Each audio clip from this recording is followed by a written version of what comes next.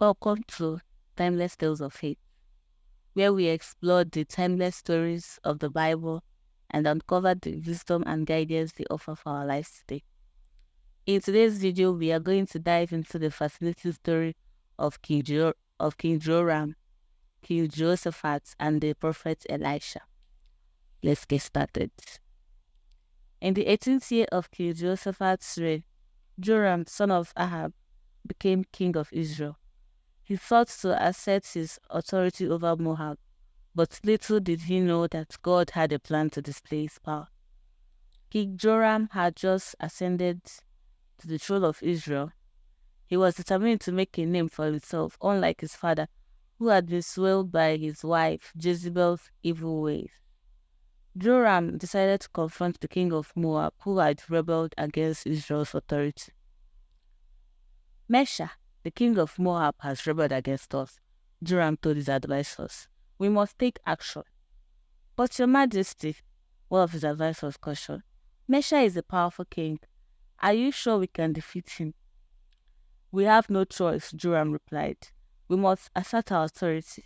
Send the message to King Jehoshaphat of Judah, asking for his help. Meanwhile, King Jehoshaphat of Judah received the message from Joram. He gathered his advisors to discuss the matter.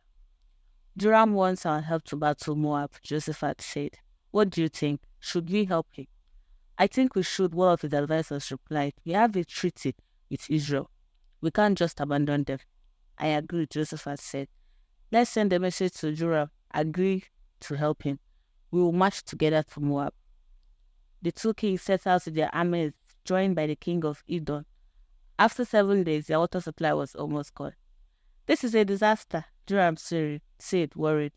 We can't keep going without water. Don't worry, Joram, Jehoshaphat replied. We'll find a way. Let's ask if there is a prophet here who can help us. That's a great idea, king of Edom said. I know of a prophet named Elisha. He served under Elijah. Elisha was summoned and he greeted the kings. What can I do for you, your majesties? Elisha asked. We need water, Joram replied. Our armies are dying of thirst. I will ask God for help, Elisha said, but we must do something first. Dig ditches in the valley. Ditches, Joram replied. Joram repeated. How would that help? Just do it, Elisha said. God will take care of the rest.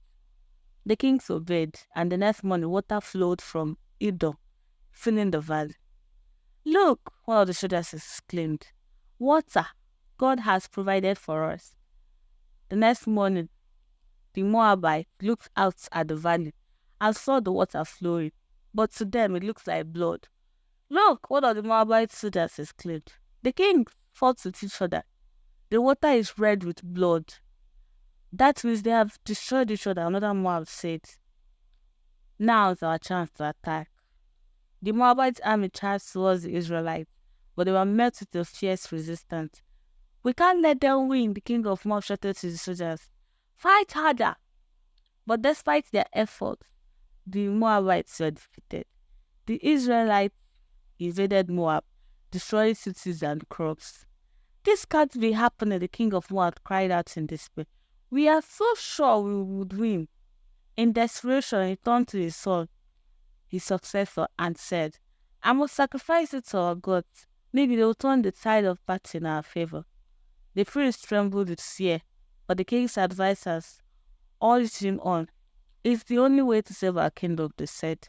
And so the king of Moab sacrificed his own son on the city wall, but still the Israelites prevailed.